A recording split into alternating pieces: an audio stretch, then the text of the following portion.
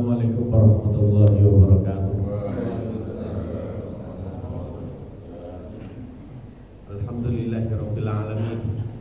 Hamdan katsiran thayyiban mubarakan fi. Barakan alaihi kama yuhibbu rabbuna wa yarda.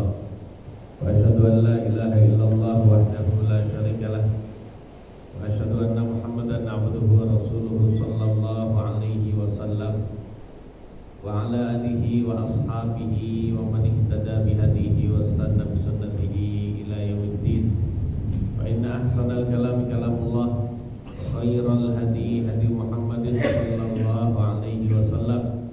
Wa syarral umuri muhdatsatuha wa kullu muhdatsatin bid'ah wa kullu bid'atin dhalalah wa kullu dhalalatin finnar.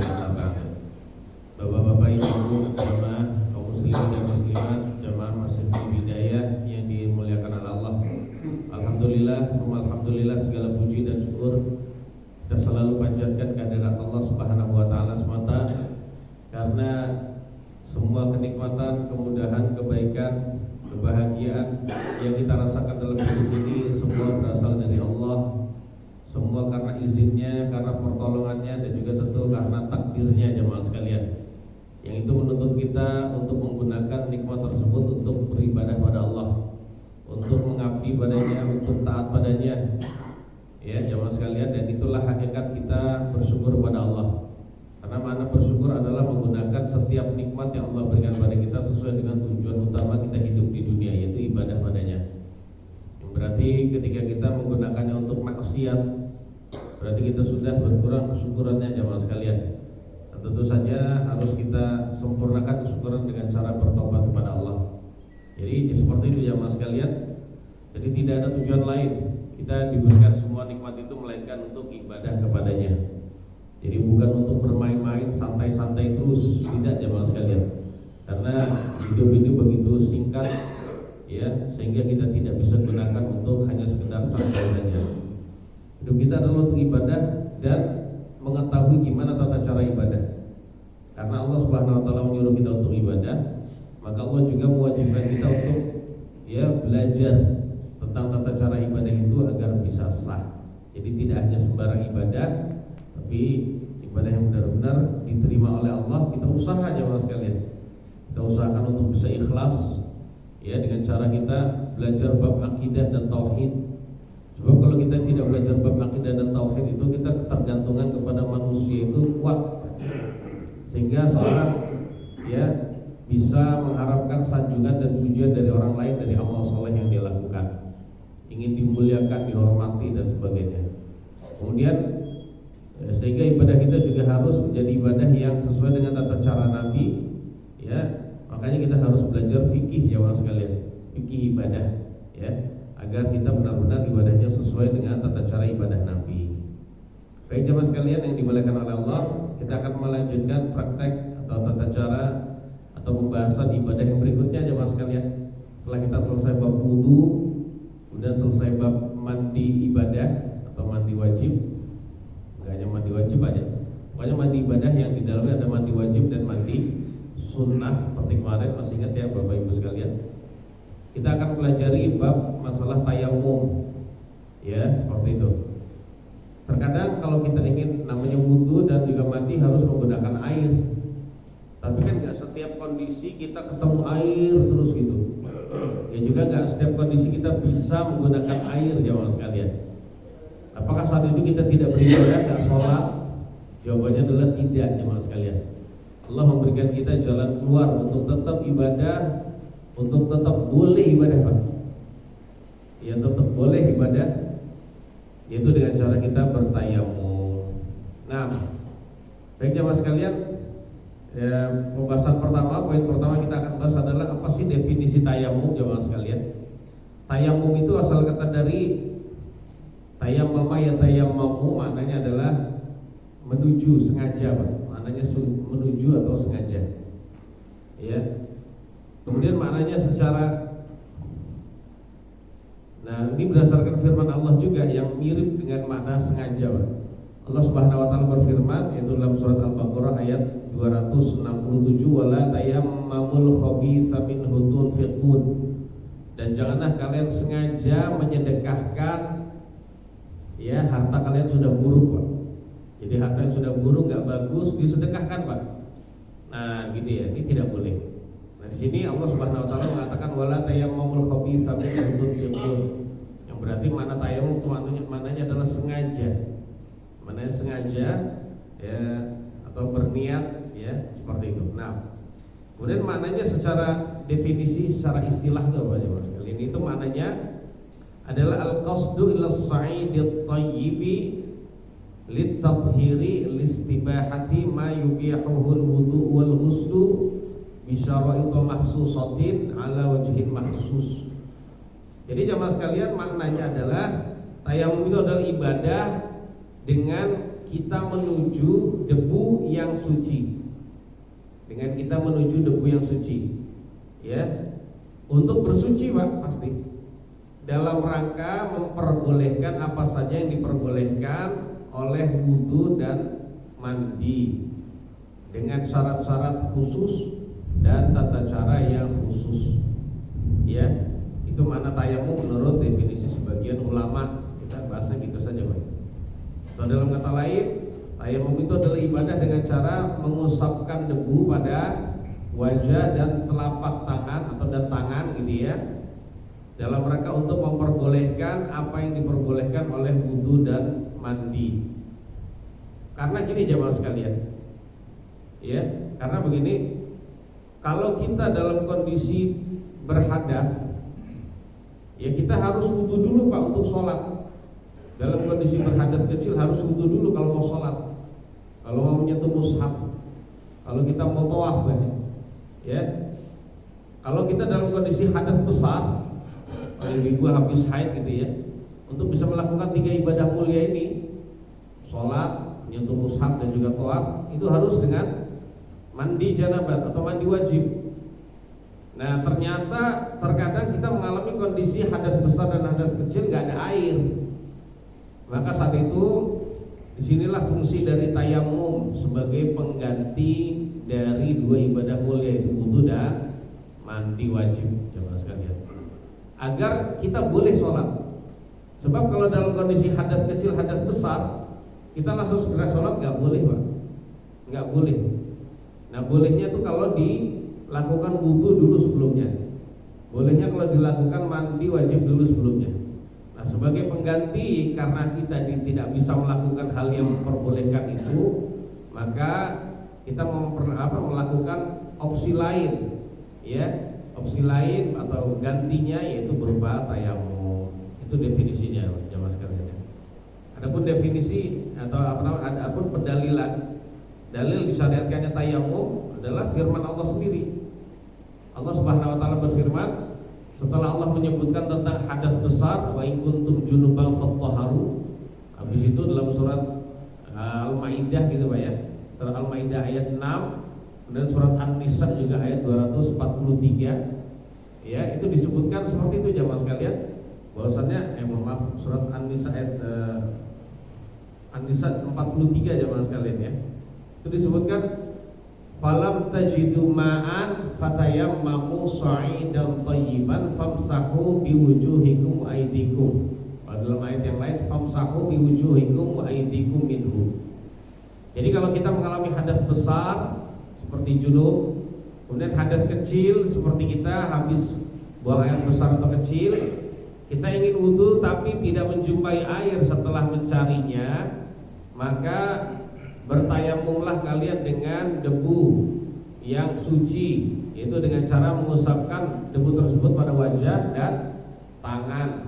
Adapun tangan nanti kita jelaskan tangan itu apakah tangan sampai siku atau hanya telapak tangan saja, nanti kita jelaskan. Kemudian Nabi kita yang mulia sallallahu alaihi wasallam juga pernah bersabda jamaah sekalian, as-sa'idut thayyibu. Kalau tadi firman Allah, Pak ya, sekarang tentang sabda Nabi, as-sa'idut thayyibu, ya, as-sa'idut thayyibu wudu'ul muslimi wa illam yajidil ma'a 10 sinin. Jadi debu yang suci itu adalah alat wudunya, maksudnya sebagai pengganti alat wudunya seorang muslim walaupun dia tidak menjumpai air selama 10 tahun. Ya. nggak menjumpai air selama 10 tahun untuk mandi dan juga wudu maksudnya. Kalau nggak menjumpai air untuk minum kan nggak mungkin, mati kita, cepat mati ya. Nah, kalau nggak menjumpai, walaupun nggak jumpai air 10 tahun ya sudah, pakainya wudu terus. Pakainya apa? Pakainya tayamum terus. Ya, debu yang suci tersebut. Nah, itu menunjukkan bahwasanya tayamum itu disyariatkan. Dan Nabi bolak-balik tayamum jemaah sekalian. Baik dengan menggunakan debu yang ada di tanah itu Pak, yang ada di yang ada di tanah bawah itu, maupun debu yang nempel pada tembok. Terkadang beliau bertayamum pada debu-debu yang nempel di tembok. Kemudian jemaah sekalian, kalau kita ingin tahu ya bahwasanya ternyata tayamum itu adalah kekhususan umat Islam yang dibawa oleh Nabi Shallallahu Alaihi Wasallam. Syariatnya para nabi dan rasul terdahulu nggak ada istilah tayamum, Pak. Nggak ada juga ibadah tayamum mensucikan agar bisa sholat, agar bisa ibadah dengan menggunakan debu, nggak ada jemaah sekalian. Jadi itu adalah kekhususan kita. Karena di dalam suatu riwayat Nabi pernah bersabda, "Fuddiltu 'alal anbiya'i bisittin." Saya diberikan keistimewaan ya, mengalahkan para nabi terdahulu dengan 6 perkara, Pak. Jadi ada 6 keistimewaan yang Nabi miliki, tapi nabi-nabi dan rasul terdahulu nggak ada, Pak. Salah satunya kata Nabi, "Wa ju'ilat liyal ardu tahuran wa masjidah." Bumi, tanah gitu ya. Bumi ini dijadikan oleh Allah untukku sebagai alat bersuci dan masjid. Masjid itu maksudnya adalah tempat sujud atau tempat ibadah. Artinya jemaah sekalian, dimanapun umat Nabi menjumpai waktu sholat, ya, menjumpai waktu sholat, maka disitulah tempat sholatnya, disitu pula alat bersucinya. Tentu saja nanti dengan perincian, Pak ya. Apakah langsung kita bertayamum, nggak nyari dulu? Tidak demikian. Nyari dulu, Pak. Setelah cari nggak ada, ya sudah, disitulah tempat sholat kita, dan disitu pula tempat tayamum kita. Sebab umat dulu intinya nggak ada tayamum, Pak. Umat dulu juga kalau mau ibadah itu harus di tempat ibadah, Pak, yang dikhususkan buat ibadah. Nggak bisa sembarangan ibadah di lapangan, itu nggak bisa, Pak. Tapi umat ini diberikan kemudahan yang sangat mudah. Jadi kalau umat ini menjumpai waktu sholat, contohnya di padang pasir, nggak ada bangunan sama sekali, boleh. Di atas gunung nggak ada bangunan buat sholat, boleh, nggak apa-apa, Pak. Udah keringanan jamaah sekalian.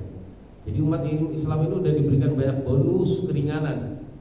Ya sudah banyak bonus keringanan, umurnya ya cepat, Pak ya, cepat meninggal gitu, umurnya nggak panjang, tapi pahalanya lebih banyak dibandingkan umat dan juga syariat yang umat yang diturunkan oleh Allah Subhanahu wa taala lewat syariat-syariat terdahulu gitu ya.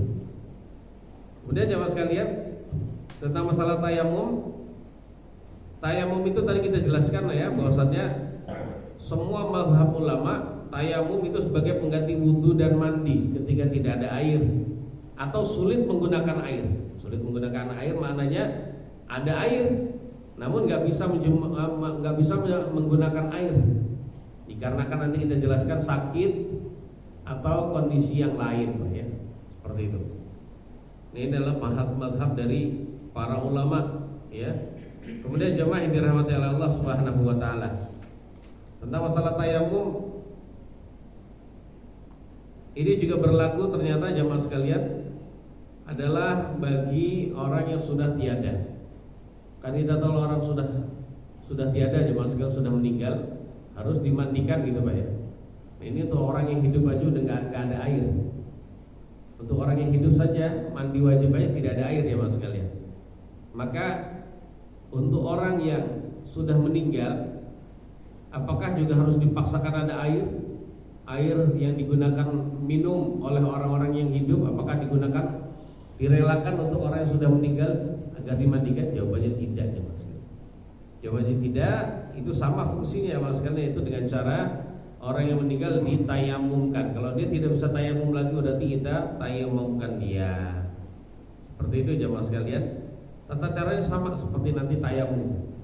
Ya karena dia tidak bisa menggerakkan, ya tangannya kita gerakkan. Ya tangannya kita gerakkan atau kita mentayamumkan dia pada bagian wajah dan telapak tangan saja, habis itu dikafani. Nah, kemudian jemaah sekalian yang berikutnya, bahwasannya kondisi apa sih kita boleh tayamum jamaah sekalian? Ini pembahasan ini penting. Hal-hal atau kondisi-kondisi kita diperbolehkan tayamum, ini harus kita ketahui jamaah sekalian. Sebab kalau kita tidak tahu konsekuensinya adalah kita sembarangan pakai debu buat tayamum gitu Pak, tapi belum memenuhi syarat, maka kita katakan jamaah sekalian tayamumnya tidak sah dan salatnya pasti tidak sah. Ya, seperti itu jamaah sekalian. Kondisi yang pertama, seorang boleh tayamum adalah indan idamil ma'i sawa'un fis safari awil hadari. Itu tidak adanya air sama sekali Pak. Jadi kondisi pertama adalah nggak ada air sama sekali, baik saat safar maupun saat kita di rumah. Ya. Nah ini kita boleh tayamum Pak.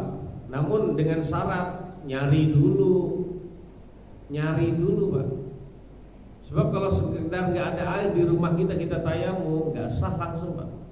Tayamumnya nggak sah, sholatnya apalagi. Begitu jemaah sekalian. Jadi harus dicari dulu. Di rumah nggak ada ya di rumah, tetangga minta nggak apa-apa Pak, boleh. Nggak masalah, dan itu bukan minta yang hina. Atau kita ke masjid. Begitu jemaah sekalian. Ternyata semua juga kehabisan karena sudah beberapa hari nggak ada air, misalnya contoh Pak. Ada air tapi buat minum doang gitu ya. Ya gitu ya. Maka saat itu jamaah sekalian yang dibolehkan oleh Allah, itu kita barulah kalau sudah cari-cari nggak ada, cari-cari semua nggak ada, memang mengalami begitu contohnya Pak. Dan itu kemungkinan dialami oleh kaum muslimin Pak. Kalau di Indonesia alhamdulillah belum Pak ya, alhamdulillah belum ada kondisi begini Pak. Tapi kalau tayamumnya sering karena kondisi yang lain. Mungkin nanti kalau sudah mau munculnya Dajjal. Sebab munculnya Dajjal itu 3 tahun pertama jamaah sekalian. 3 tahun sebelum munculnya Dajjal itu curah hujan sudah dikurangi Pak, sepertiganya. Tahun yang kedua sebelum munculnya Dajjal, curah hujan sudah dikurangi lagi 2/3 Pak, sehingga tinggal tersisa sudah lebih jarang hujan. Tahun ketiga Pak, yang di ujung tahun ini Dajjal keluar, itu sama sekali setetes pun hujan nggak turun dari langit jemaah sekalian, sebagai ujian yang sangat besar. Aduh, betapa berat itu Pak. Kita sebulan saja nggak hujan Pak. Apa yang terjadi Pak? Udah susah. Kita udah mulai sholat istisqa kurang lebih sebulan. Ini udah setahun jemaah sekalian. Kemungkinan ini bisa terjadi. Nah perlunya kita beribadah demikian ini jemaah. Nah ini syarat yang pertama Pak, nggak ada air sudah boleh tayamum, walaupun kita sehat. Ya, walaupun kita sehat. Tentu saja nggak ada air. Makna nggak ada air ini memang nggak bisa ada air sama sekali. Tapi kalau ada air yang bisa kita beli, nggak ada air memang, tapi adanya air di aqua gitu. Atau ada air yang jualan kayak dulu Pak ya, jualan gitu, dorong gitu ya. Ada tapi kita harus beli, maka wajib kita beli Pak. Itu pun kalau kita punya uang lebih dari yang buat kita makan Pak. Tapi kalau tidak lebih ya maka ya wajib kita beli, boleh kita tayamum. Tapi jemaah sekalian, kalau kita punya uang lebih maka kita harus beli Pak. Harus beli air untuk sekedar wudhu saja. Wudhu saja udah. Nah habis itu ya baru saat itu kita sholat. Gak boleh kita tayamum kalau kita mampu membeli. Waduh mahal. Ya memang begitu, gak apa-apa, beli saja. Wajib beli tetap Pak. Karena Allah Subhanahu Wa Taala memberikan kita rezeki luas. Ya buat itu, buat ibadah jemaah sekalian, bukan buat yang lain semata-mata yang lain. Yang lain itu buat sambilan Pak. Buat rekreasi kita, buat beli kesenangan kita, itu sambilan semua. Jadi semuanya adalah dikasih oleh Allah untuk bisa menguatkan ya fisik kita untuk ibadah pada Allah. Itu yang pertama Pak, kondisi karena tidak ada air. Kemudian yang kedua, kondisi kedua adalah inda ta'azzur isti'malihi, yaitu jamaah sekalian ketika kita sulit menggunakan air. Airnya ada Pak, tapi kita tidak mampu atau tidak bisa menggunakan air itu. Ya, seperti itu jemaah sekalian. Kondisi itu kapan saja jemaah sekalian. Kondisi nggak bisa menggunakan air, jadi antaranya adalah karena sakit yang nggak bisa menyentuh air. Sebab kalau tersentuh air, jemaah sekalian, tersentuh air anggota tubuhnya ya, maka yang terjadi anggota tubuh dibuat wudu gitu, atau bagian sakit mandi gitu jemaah sekalian, waduh, maka yang terjadi adalah dia akan bertambah sakit, tambah parah, atau dia akan lama kesembuhannya. Itu ketika itu jemaah sekalian dia boleh tayamum. Berarti tidak semua sakit ya jemaah sekalian nafsu tayamum. Jadi kalau sekedar sakit demam, ya cuman dengan dingin aja Pak. Ketika kita kena air, ya untuk berwudu, ya itu paling cuman kedinginan doang, menggigil doang. Tetap wajib wudu Pak. Jadi ketika kita kena air untuk wudu, kita menggigil saja, tidak menyebabkan sakit kita bertambah, tidak menyebabkan sakit kita parah gitu ya, atau lama kesembuhannya, maka ya sudah nggak apa-apa, wudu saja. Wudu saja dengan berbaik sangka, insya Allah malah sembuh. Seperti itu, ya. Ini harus seperti jadi nggak semua sakit ya mas kalian ya. Atau ada air, namun kondisinya dia sakit berbaring, nggak ada yang mendatangkan air wudu buat dia, itu ketika itu dia diperbolehkan jamaah sekalian untuk bertayamum. Atau ada kondisi lain jamaah sekalian, ya kondisi lain seperti nanti akan kita jelaskan itu ya. Pokoknya kondisi apapun kita tidak bisa menggunakan air, ya. Kondisi tidak bisa menggunakan air karena saking dinginnya Pak. Ya ada sebagian negeri itu dinginnya tuh nggak tahan Pak. Ya orang nggak nyentuh air saja dinginnya sudah seperti itu Pak. Lalu bagaimana dengan menyentuh air? Ya seperti itu aja mas kan. Ini kalau memang nggak ada uzur yang lain ya, memang kedinginan benar sangat dingin.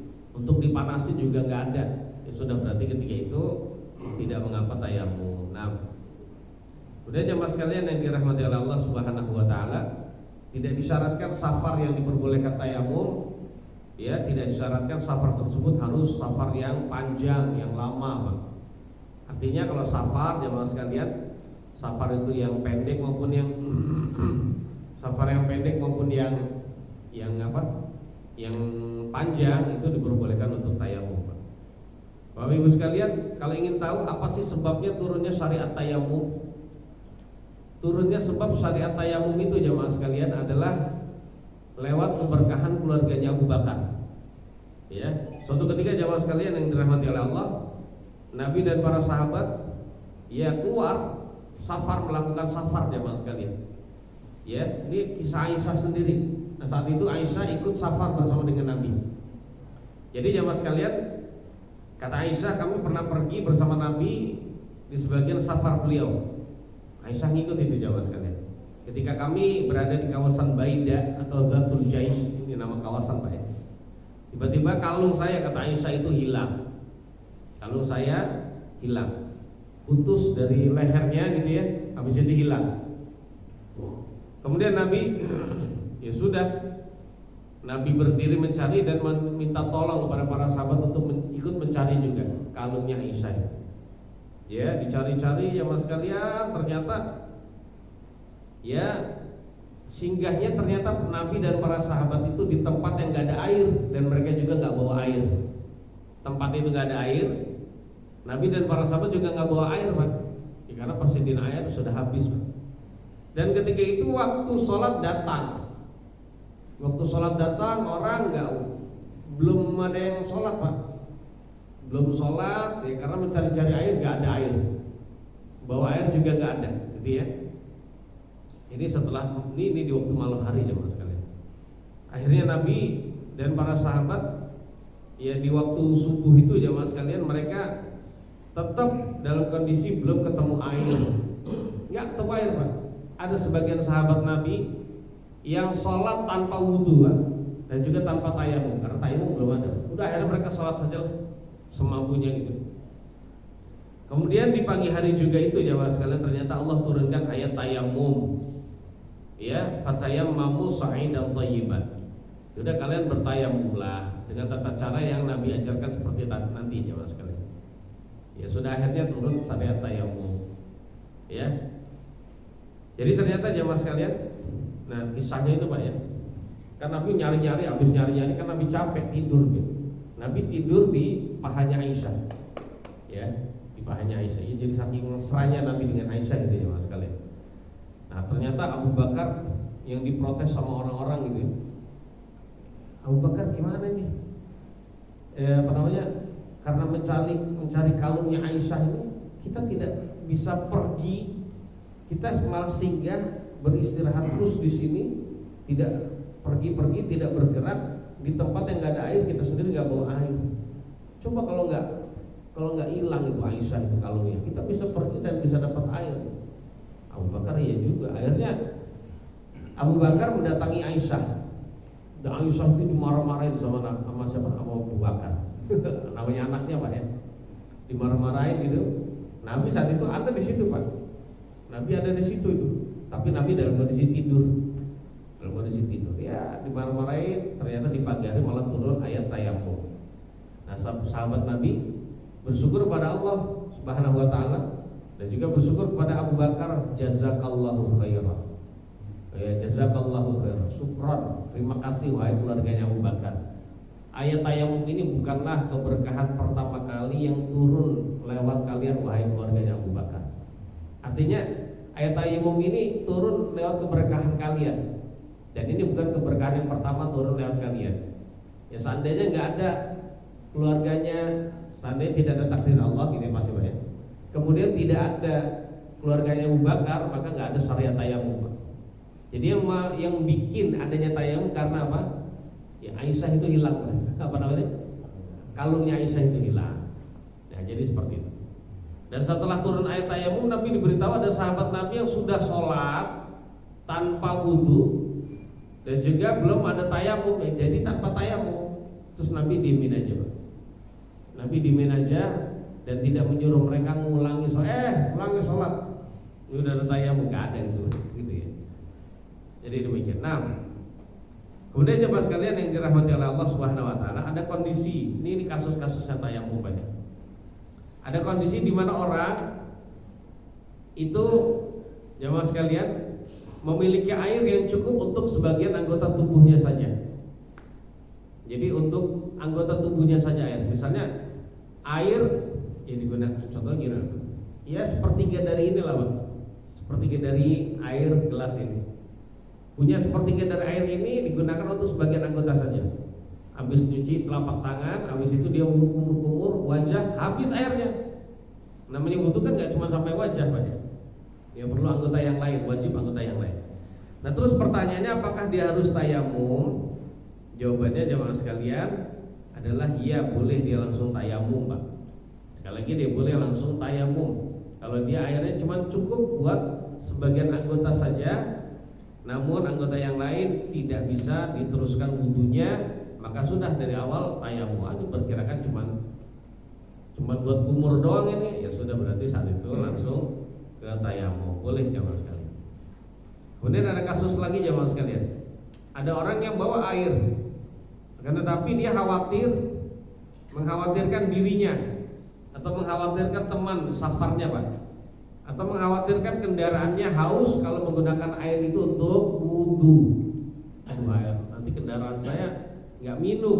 Kalau kendaraan nggak minum, nggak ada kekuatan dan nggak bisa membawa saya pergi melintasi gurun pasir ini, nah, gitu ya. Nah, apa yang terjadi ya Pak sekalian? Apakah boleh langsung tayamum? Maka kita katakan jamaah sekalian, seluruh ulama kata Imam Ibnul Munzir berijma dan sepakat boleh langsung tayamum Pak. Karena beliau pernah berkata jamaah sekalian, saya langsung terjemahkan, setiap ulama yang saya hafal telah bersepakat pendapat bahwasanya seorang musafir apabila dia khawatir haus terhadap dirinya dan bersamanya dan dia hanya membawa air ya sekedar untuk ya apa ya jemaah sekalian, sekedar untuk sedikit berwudu Pak. Berwudu belum selesai tapi sudah habis. Maka dia boleh menyisakan air tersebut ya nggak dipakai airnya tapi dipakai untuk apa? Untuk minum dan dia langsung tayamum. Itu diperbolehkan ya Mas. Termasuk juga imam yang lain yaitu Imam Ibnu Qudamah, orang yang takut jamaah sekalian, orang yang takut terhadap kendaraannya dari mati Pak, kendaraannya mati kalau nggak minum, seandainya dia menjumpai air maka saat itu dia diperbolehkan. Atau dia khawatir antara dirinya dengan air itu ada binatang yang selalu lalu lalang, dan binatang itu buas, Pak. Kalau saya ke sana, saya bisa diterkam binatang buas, mati saya. Ya sudah, ketika itu boleh tayamum dan lain-lain. Seperti itu ya. Kemudian jemaah sekalian yang dirahmati oleh Allah Subhanahu wa taala, ada kondisi yang lain. Ada kondisi orang yang sakit, yang khawatir dirinya akan binasa kalau menggunakan air, maka saat itu dia diperbolehkan tayamum. Itu seperti tadi, Pak, berarti sakit parah. Tapi kalau sakit ringan saja, hanya sekedar menggigil, nggak boleh meninggalkan tayamum. Ada lagi jemaah sekalian, menurut mayoritas ulama, apabila ada orang yang sakit dengan menggunakan air itu akan bertambah parah sakitnya atau kesembuhannya semakin tertunda, maka saat itu dia boleh bertayamum menurut mayoritas ulama.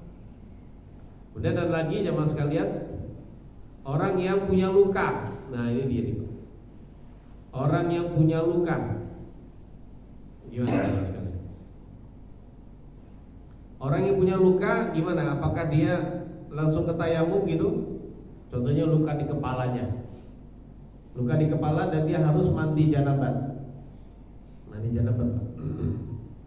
Maka jamaah yang dirahmati oleh Allah Subhanahu wa taala, apakah dia boleh tayamum? Nah, ketika ini nggak boleh jamaah sekalian. Dia tidak boleh. Jadi kalau dia hanya sekedar kepalanya saja luka, dia tetap mandi ke seluruh tubuhnya kecuali kepalanya. Kepalanya gak dibasahin ya, tapi kepalanya itu hanya diusap saja. Jadi kepalanya hanya diusap saja. Adapun tubuh yang lain ya dibasahin.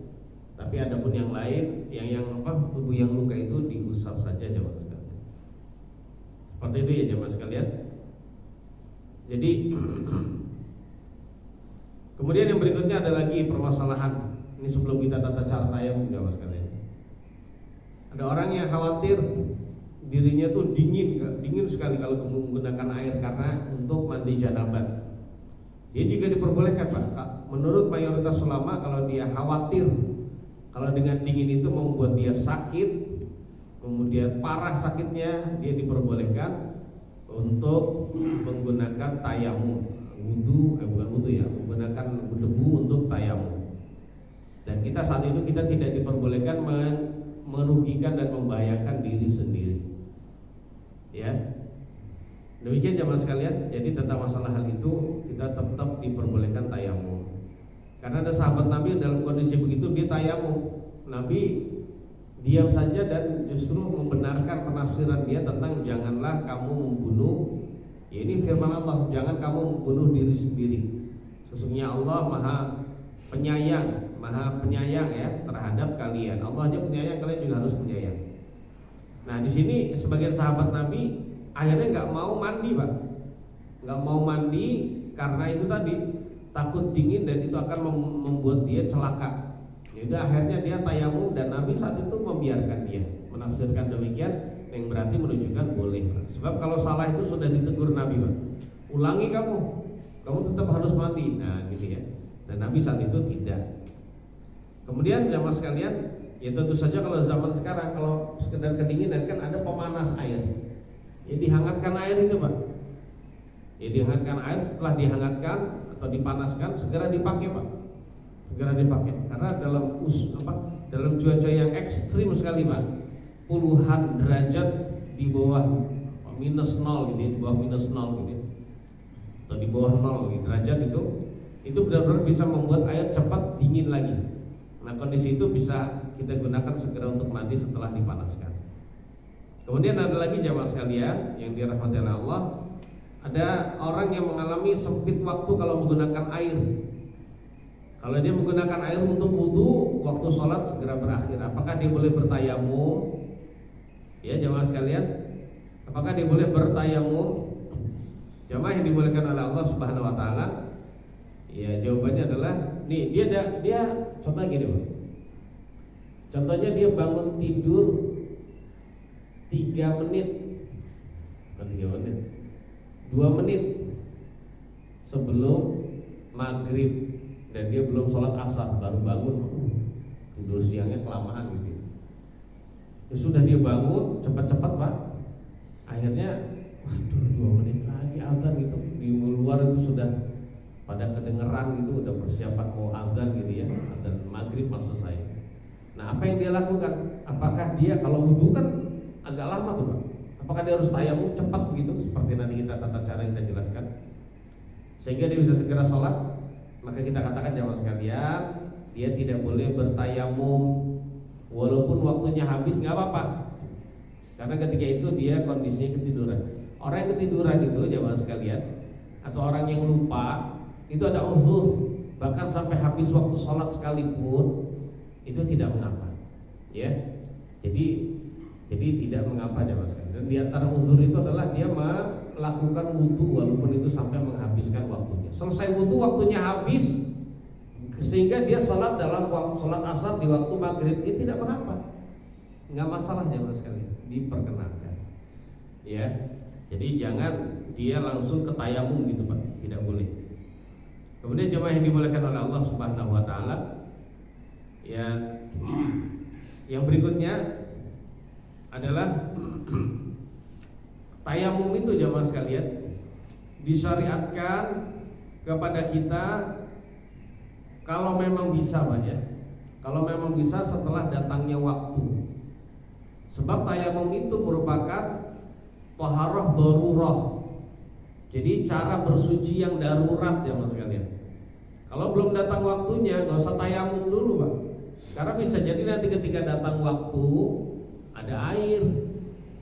Begitu jemaah sekalian. Sudah nanti setelah datang waktunya saja. Ya mungkin sebelum datang waktu kita bukannya bertayamum tapi mencari air wudu dulu. Mencari air wudu dulu atau beli dulu gitu ya. Nah, sehingga nanti pas datang waktu sholat kita sudah dapat air kalau dikasih rezeki oleh Allah. Kalau enggak ya sudah, berarti ketika itu kita mencari-cari. Enggak ada ya berarti tayamum. Seperti itu jamaah sekalian. Jadi jangan bertayamum itu sebelum datang waktu sholat. Tapi hendaknya bertayamum itu, karena tayamum itu nanti mudah Pak, mudah jamaah sekalian. Maka nggak masalah, dan juga mudah dan juga cepat.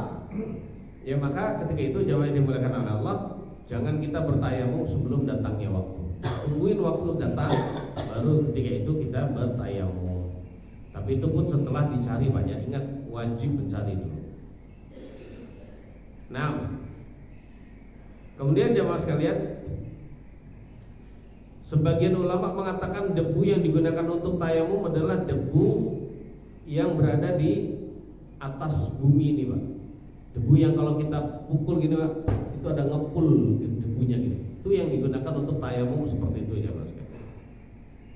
Ada yang mengatakan seperti itu. Kemudian ada lagi sebagian ulama yang mengatakan pokoknya debu itu apa saja yang nempel di atas permukaan bumi, baik yang nempel di tanah, baik yang nempel di pohon, yang di batu, apapun, termasuk ya menurut mazhab yang ini pasir itu bisa dipergunakan untuk tayamum ya Mas. Jadi bukan debu yang kalau kita pukul ada kepulannya, nggak harus begitu ya Mas. Tapi pokoknya apa saja yang di atas permukaan bumi, debu-debu yang nempel, termasuk debu yang nempel di kendaraan kita, itu diperbolehkan buat apa? Buat tayamum. Seperti itu aja Mas sekalian. Dan kalau pakai mazhab yang ini, yang kedua itu lebih ringan. Kita bisa tayamum di atas pesawat. Ya, bisa tayamum di atas pesawat ya Mas sekalian.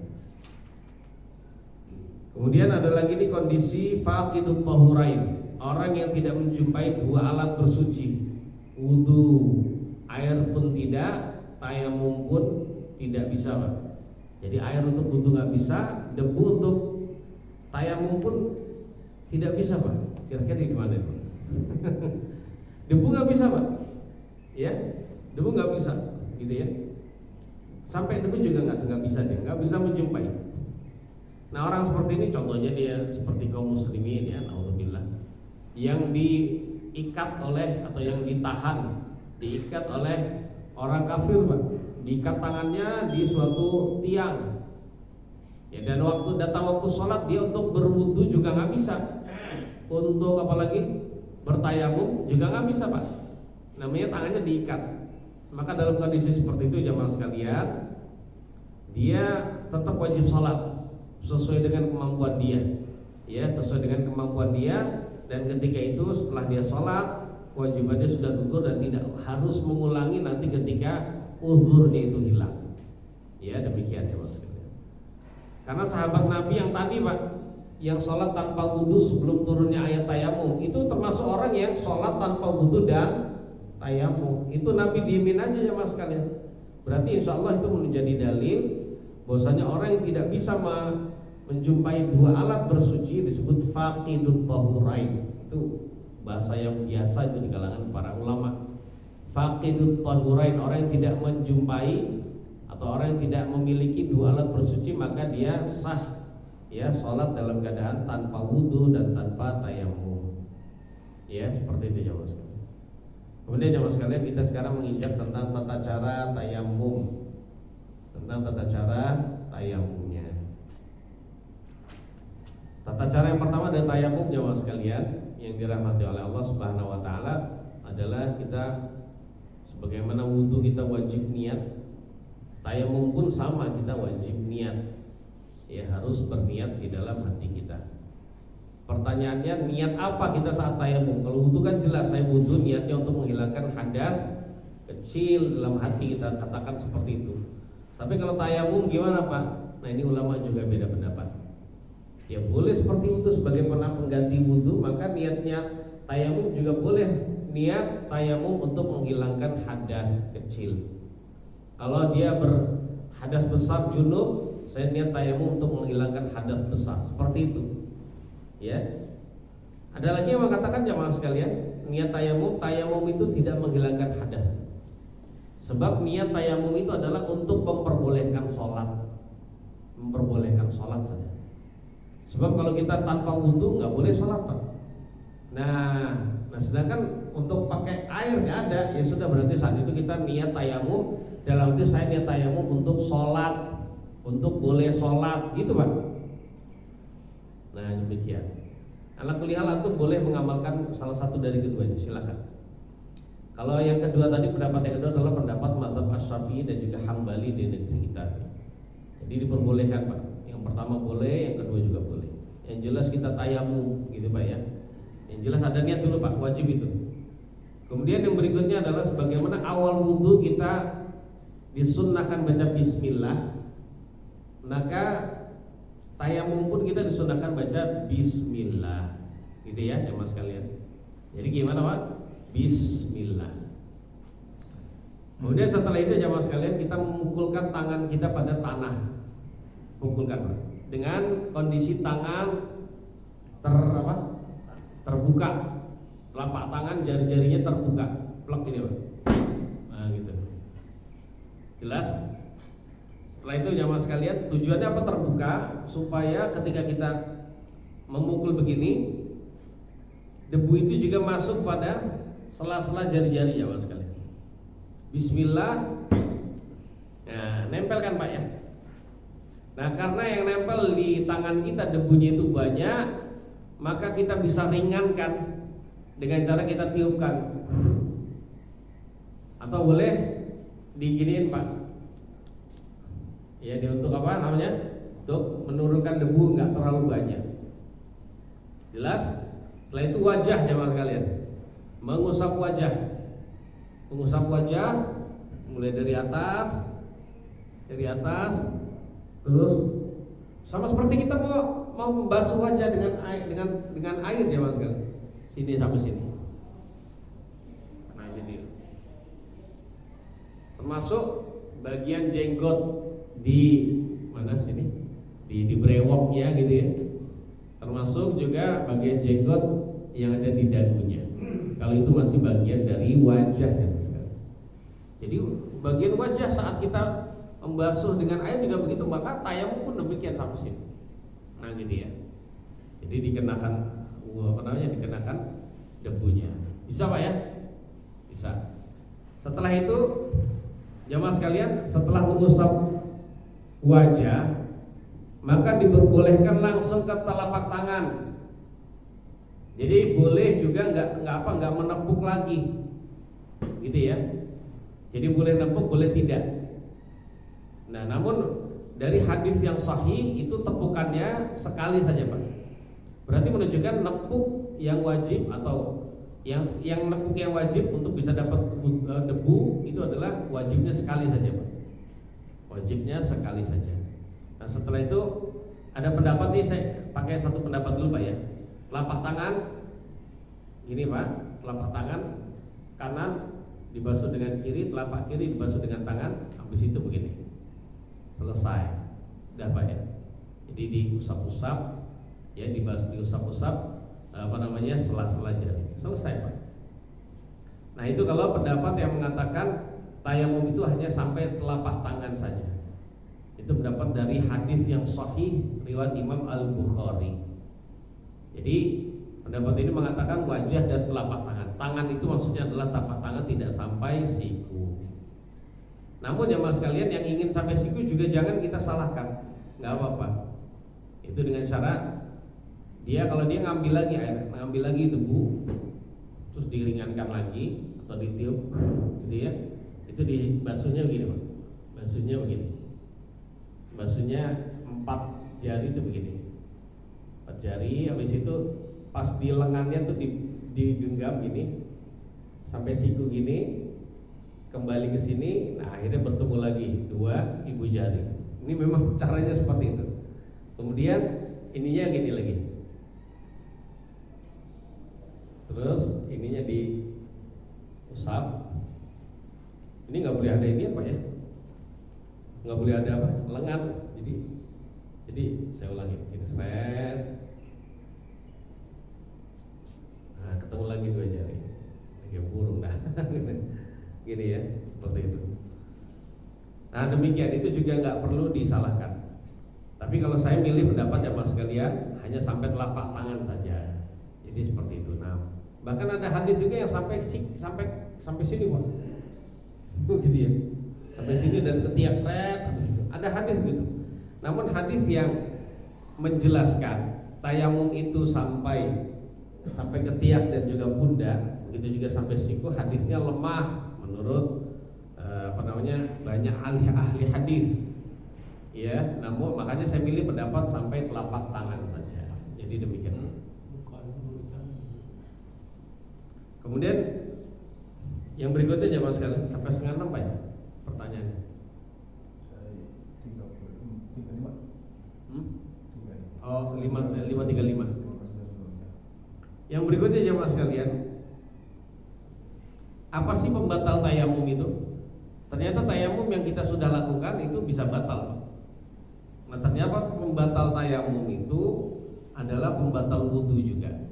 Apa saja yang membatalkan wudu maka itu juga membatalkan tayamum kita. Ini adalah pendapat semua ulama, nggak ada beda. Jadi ulama nggak ada silang pendapat, nggak ada perbedaan di antara mereka. Nah, seperti itu ya Mas Gila. Nah, kalau sudah tahu begitu, tayamum itu gampang Pak ya. Bisa dipraktekkan Pak? Ayo kita praktek sekarang. Kalau mau pakai telapak tangan saja, berarti kita pertama niat apa dalam hati Pak? Saya niat tayamum untuk boleh sholat, untuk bisa mengerjakan sholat. Bismillah, tepukin. Habis itu ditiupkan, habis itu wajahnya Pak. Silakan wajah diusap sampai sini, sampai telinga sini Pak ya. Nah, termasuk lekukan dari mata itu, hidung itu juga seperti itu. Nah, kemudian setelah itu langsung telapak tangan. Jadi untuk telapak tangan boleh repuk lagi, boleh tidak. Jadi begini, satunya, habis itu kirinya, kemudian habis itu udah selesai. Untuk membasuh telapak tangan, itu pokoknya sebenarnya nggak ada cara yang khusus. Nah, ulama mazhab Asy-Syafi'i berkata demikian itu karena untuk ya afdolnya saja Pak, afdolnya saja untuk bisa menjangkau seluruh bagian tangan yang dimaksud. Tapi sebenarnya nggak ada cara khusus. Ya sudah, kita bebas straight udah gitu saja. Udah. Nah, kemudian yang berikutnya jamaah sekalian yang dirahmati oleh Allah, ada orang yang bertayamum. Ini kasus lagi Pak ya. Apakah sah tayamum? Ya, apakah sah seorang sholat menggunakan tayamum ketika menjumpai air sebelum memulai sholat? Ya, mohon maaf ya, apakah sah sholatnya seseorang yang dengan menggunakan tayamum ketika dia menjumpai air sebelum memulai sholat. Dia udah tayamum nih mau sholat, nunggu antara adzan dan iqamah, ternyata ada air, listriknya nyala, airnya nyala juga gitu, airnya keluar gitu. Maka para ulama berkata semua sepakat, gak ada yang beda pendapat, kalau dia belum memulai sholat maka saat itu tayamumnya batal, dia harus berwudu. Dia juga harus mandi kalau dia termasuk hadas besar. Kalau hanya hadas kecil hanya wajib wudu saja. Begitu aja Mas. Berarti tayamumnya batal, Pak. Enggak boleh dia ngurusin sholat, tadi udah tayamum, ada air didimin aja, Pak. Enggak boleh, Pak. Dia harus berwudu, demikian. Kalau mandi harus mandi. Nah, itu kalau belum mulai sholat.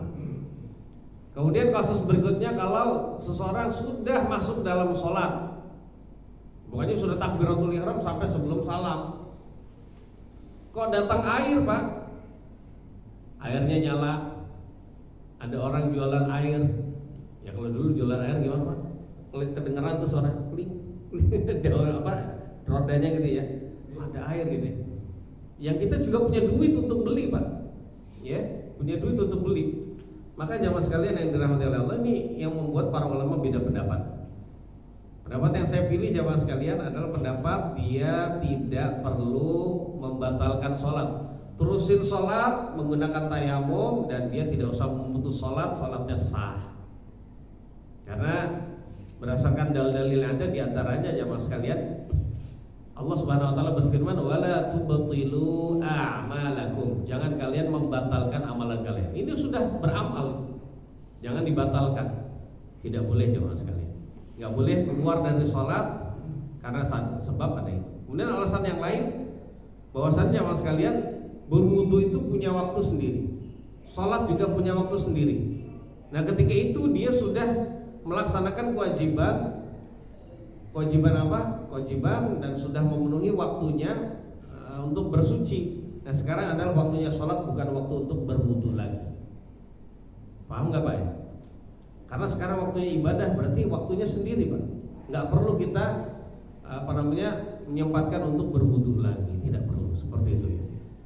Nah, ini insya Allah pendapat yang kuat dan meringankan kita. Kemudian jamaah sekalian, ada orang yang lagi sholat dengan tayamum, kemudian hadir air. Orang sudah selesai sholat. Kalau tadi sebelum mulai, sedang sholat. Nah, ini sudah selesai sholat. Assalamualaikum warahmatullahi wabarakatuh. Lagi zikir.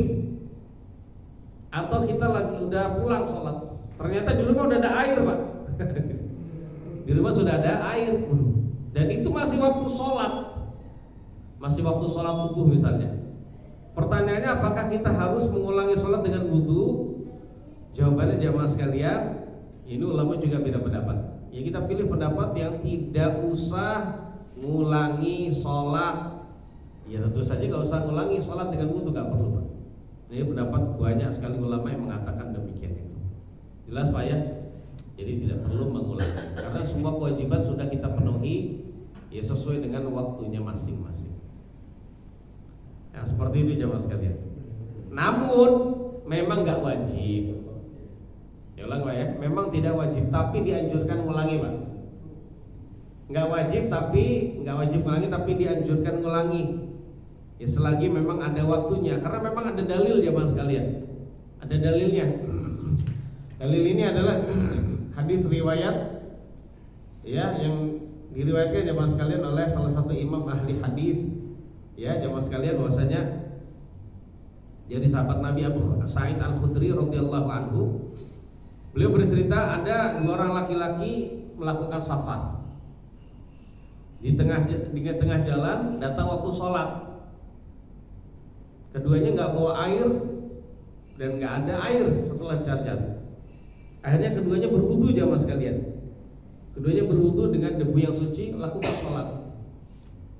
Kemudian setelah selesai sholat, keduanya menjumpai air masih dalam waktu sholat itu. Lalu salah satu dari keduanya mengulangi sholatnya dengan didahului wudu dulu. Sudah, saya wudu lagi, wudu, sholat lagi tadi. Kemudian yang satu nggak mengulangi sholat sama sekali, berarti juga nggak wudhu. Kemudian setelah selesai sholat, ya mas sekalian, ya, keduanya itu mendatangi Nabi Shallallahu Alaihi Wasallam dan menceritakan perihal perilaku keduanya itu. Ada yang mengulangi sholat dengan wudhu, ada yang enggak. Apa jawaban Nabi ya mas sekalian? Lalu Nabi berkata kepada yang mengulangi, Nabi bersabda kepada yang tidak mengulangi, asabtas sunnata wa ajza'at ka salatuka.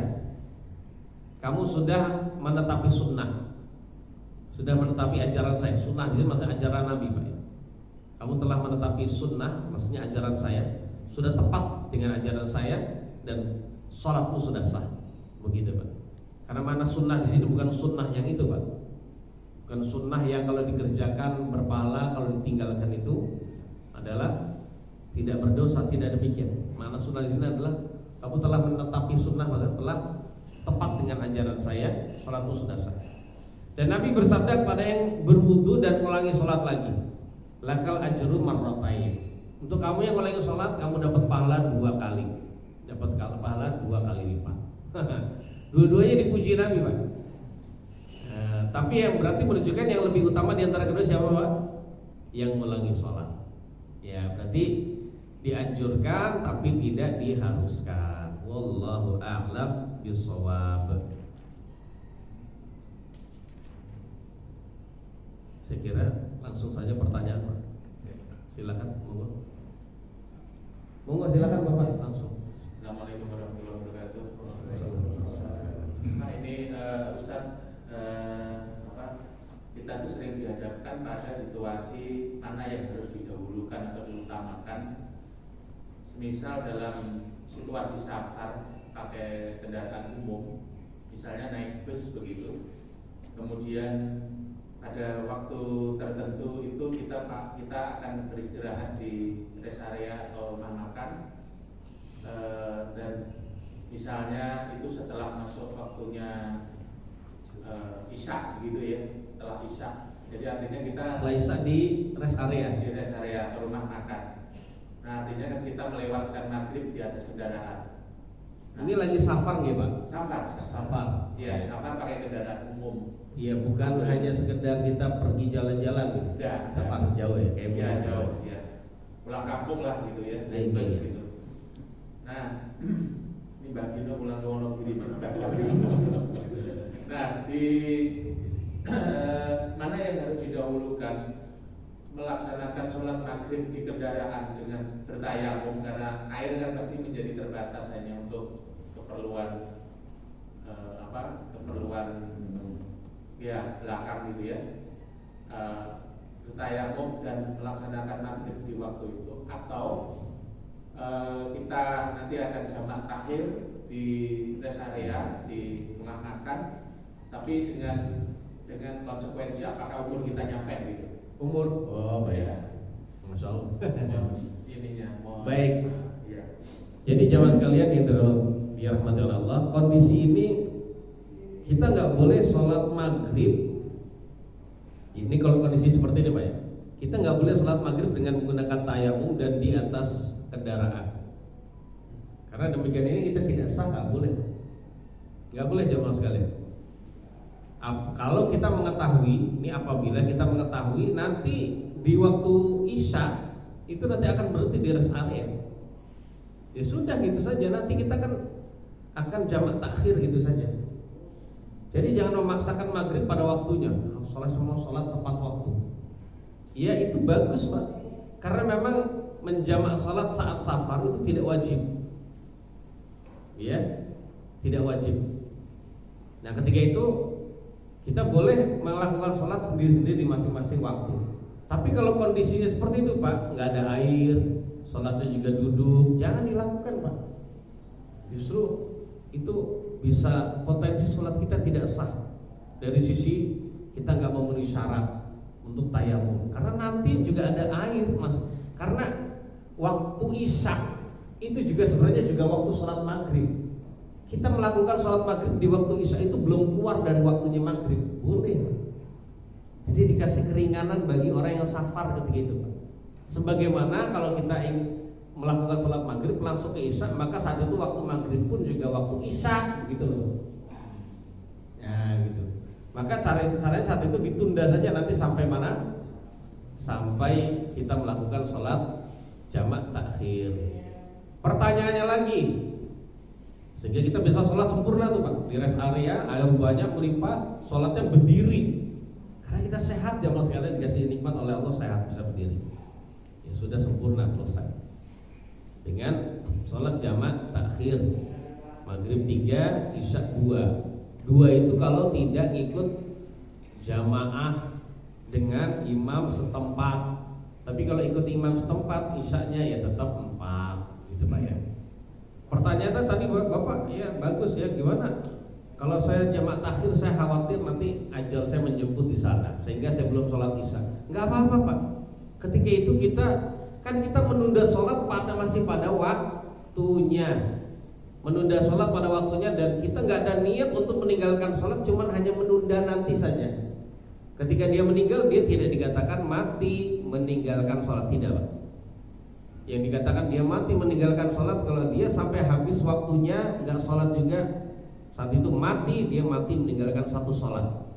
Dosanya lebih berat, lebih besar dibandingkan zina, dibandingkan dosa membunuh orang lain, dosa korupsi, dosa riba, dosa mencuri. Silakan sebutkan dosa-dosa. Dosa mengkonsumsi khamr, itulah dosa sekali meninggalkan sholat.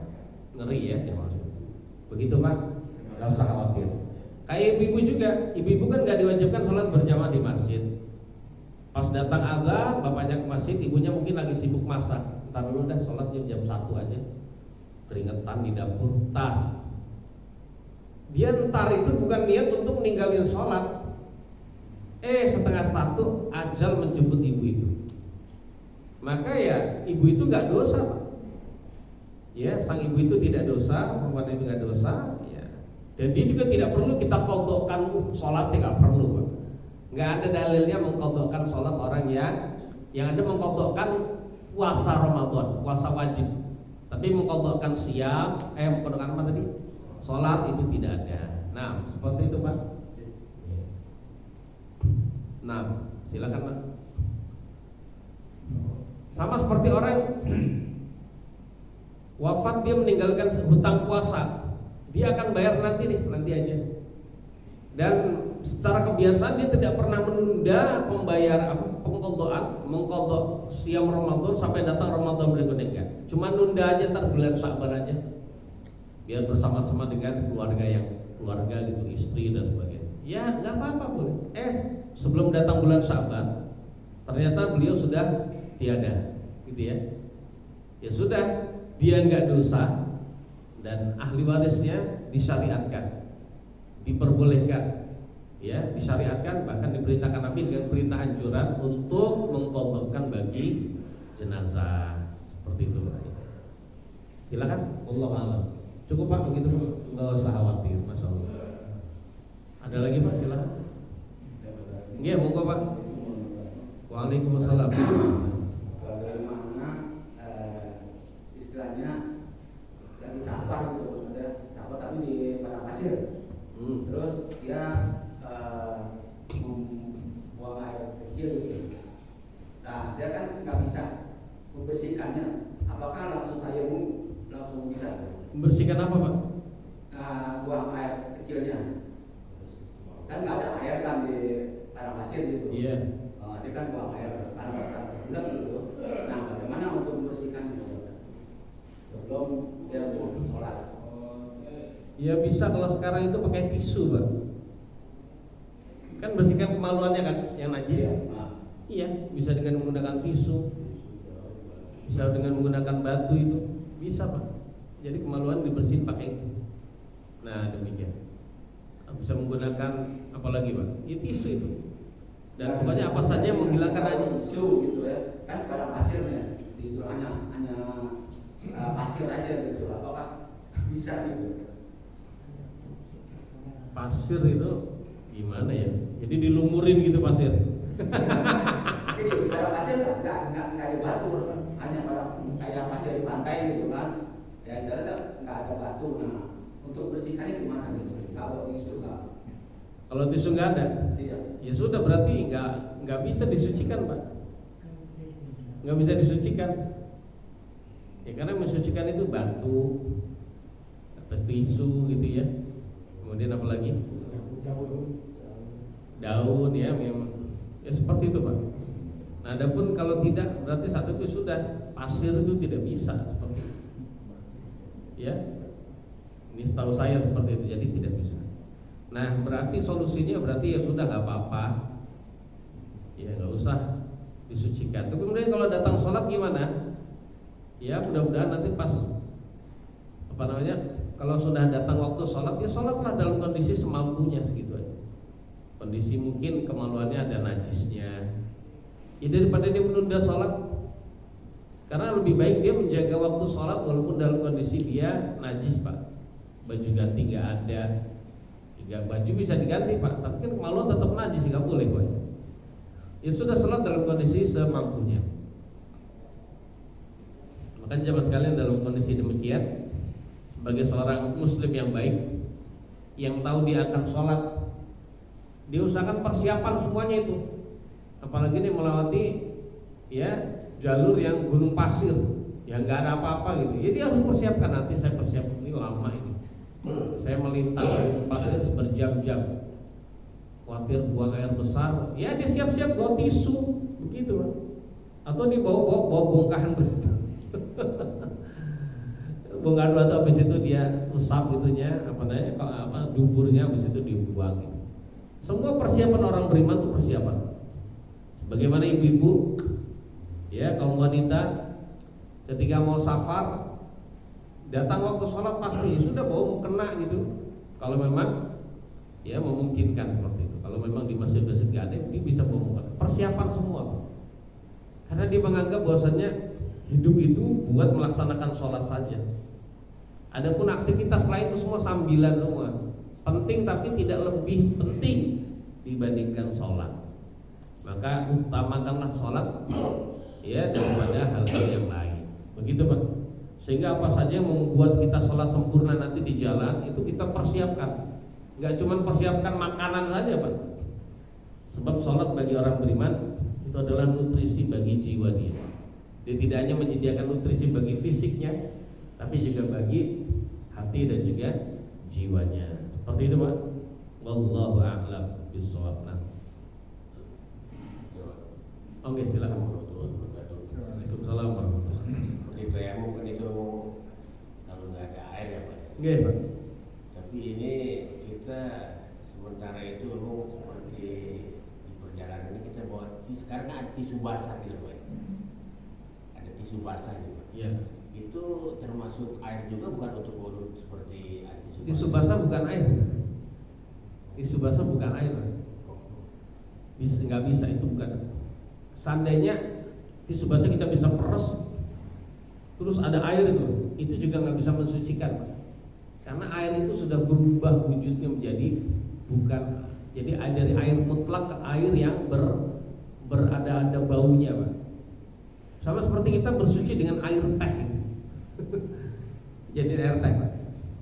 Ini kalau nggak jadi air teh, begini saja bisa bersuci, Pak, buat kemaluan kita gitu ya. Tapi kalau sudah jadi air teh nggak bisa, Pak, nggak bisa bersuci. Kalau sudah jadi air sirop juga nggak bisa, Pak. Nah begitu, jelas, Pak. Jadi kalau tapi air putih yang begini bisa, gitu ya. Ini bisa buat wudhu, Pak. Sekali wudhu bisa ya. Tapi kalau jadi air teh coba, nggak apa namanya, air berwudhu dengan menggunakan teh Rio misalnya. Nggak sah jawabannya, nggak sah jawabannya. Nah seperti itu syarat dari air yang digunakan untuk berwudu dan beribadah. Mensucikan najis juga demikian. Jelas, Bapak? Nah gitu, baik. Masih mending itu dengan menggunakan tisu itu ya. Ya seperti itu. Ada lagi, silakan, Pak. Silakan, Pak. Lanjut yang lain.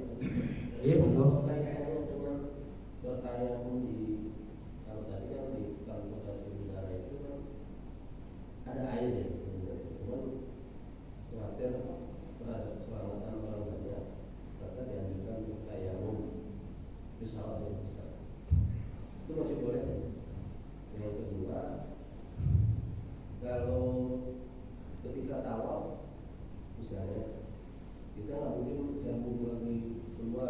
kita menggunakan spray. Banyak Spray untuk berwudu gitu. untuk wudhu ketika batal di tawaf. Gini, sampun Pak. Sudah itu aja. Pertama apa tadi Pak? Saya kalau 2 minggu lupa. Pertanyaan pertama tadi apa? Di atas pesawat. Oh, sholat di atas pesawat. Tayamum di atas pesawat. Memungkinkan Pak, bisa. Insya Allah bisa. Karena kalau pesawat Airbus gitu yang buat umrah atau haji itu kan 500 orang. Ada 500 itu menggunakan air semua, habis Pak. Apa yang terjadi? Ada yang pokoknya bahaya Pak. Ada yang tahu bahayanya apa Pak? Kalau airnya habis gitu Pak. Airnya habis Pak. Habis bahaya Pak. Kita nggak bisa. Atau mungkin ada madharatnya lah. Nah ketika itu kita diperbolehkan untuk bertayamum. Dengan mana? Kalau memang mau menggunakan wudu dibawa dari tanah air, bukan wudu apa, debu ya, debu dari tanah air kita bawa, habis itu lebih baik. Diginiin, pupuk, habis itu giniin, itu wajah, tayamum, selesai. Itu lebih baik Pak. Nah kalau memang tidak ada gimana? Ya udah menggunakan debu seadanya. Barangkali yang nempel-nempel di seat gitu, kursi-kursi itu mudah-mudahan ada. Ya insya Allah sah. Ya ada begitu. Tapi kalau saya Pak, saya tuh masuk yang mungkin nakal kali. Saya ngambil. Kalau saya berwudu di dalam itunya, wudu dengan air sedikit Pak. Begitu dipencet dulu dapat. Sekali-sekali aja wudunya airnya. Sekali-sekali anggota wudunya, tapi diratain betul. Ambil gitu. Terus kakinya diambil air dikit, habis itu dibasahin. Itu saja. Itu kalau saya. Tapi kalau semuanya kayak saya gitu ya, airnya habis gitu ya. Kemudian boleh nggak kalau kita lagi tawaf berwudu dengan menggunakan semprotan atau spray? Jawabannya boleh Pak, nggak masalah. Misalnya semprotan itu diisi air zam-zam misalnya. Ya, air zam-zam diisi air zam-zam. Habis diisi air zam-zam digunakan untuk berwudu. Ya jawabannya sah. Jawabannya sah. Yang penting harus rata Pak ya. Harus rata. Misalnya telapak tangan disemprot susut habis itu gini. Telapak kiri susut. Umur jangan dibuang, telan aja Pak. Nah, enak umur. Ya telan. Kalau wajah disemprotin dulu susut habis itu dibasuh, diratain. Tangan disemprot dulu semuanya bagiannya habis itu gitu. Ya nggak cukup disemprot saja Pak. Kalau bagian yang wajib aja. Hah? Ya bagian yang wajib aja yang di. Bagian apa? Mohon maaf. Untuk bagian wudhu yang wajib aja gitu, yang di. Yang wajib. Boleh aja, wajah saja jadi. Wajah. Ya mulai dari wajah berarti. Mulai dari wajah. Boleh aja, sah saja. Sah saja. Jadi wajah, tangan. Ideali wudu, saya lihat wudu untuk menghilangkan hadas besar harus itu. Wajah, habis itu tangan, kemudian kepala dulu. Kepala ditaruh kepala, jangan di kepala sini Pak. Taruhnya di tangan. Semprot tangan, habis itu ini dijalankan dari sebelah belakang ke depan. Nah, bagi itu yang lebih utama. Jadi seluruh bagian kepala seperti yang sudah kita bahas dulu Pak. Habis itu baru telinga. Kemudian setelah itu baru telapak tangan telapak kaki disemprotin sampai mata kaki, habis itu jadi dengan cara digosok-gosok juga Pak ya. Karena kalau mengandalkan semprotan saja tanpa digosok-gosok itu bisa tidak rata dan tidak sah wudunya. Nah gitu ya. Mungkin kalau pembahasan tayamum kita, daripada repot jauh-jauh, boleh nggak saya tayamum? Nggak boleh Pak. Masjidil Haram itu buahnya air melimpah, nggak ada uzur bagi kita untuk bertayamum ketika itu kecuali kalau kita sakit. Wallahu a'lam. Begitu Bapak? Ya boleh ya. Nah. Sudah? Oh sudah. Baik. Cukup jamaah sekalian, insyaallah kita lanjutkan di bawah. Lanjutkan di bawah atau di pertemuan yang berikutnya. Ada kekurangan kata-kata yang tidak berkenan, mohon maaf yang sebesar-besarnya. Semoga sedikit ini bisa menjadi pegangan bagi kita. Bahwasanya agama kita adalah agama yang penuh dengan solusi. Air nggak ada solusi yang lain. Dan itu adalah kemudahan di dalam agama kita. Semoga Allah menambah kecintaan kita terhadap agama kita kita akhiri kajian kita. Subhanakallahumma wa bihamdik, asyhadu an la ilaha illa anta, astaghfiruka wa atubu ilaik. Assalamualaikum warahmatullahi wabarakatuh. Waalaikumsalam.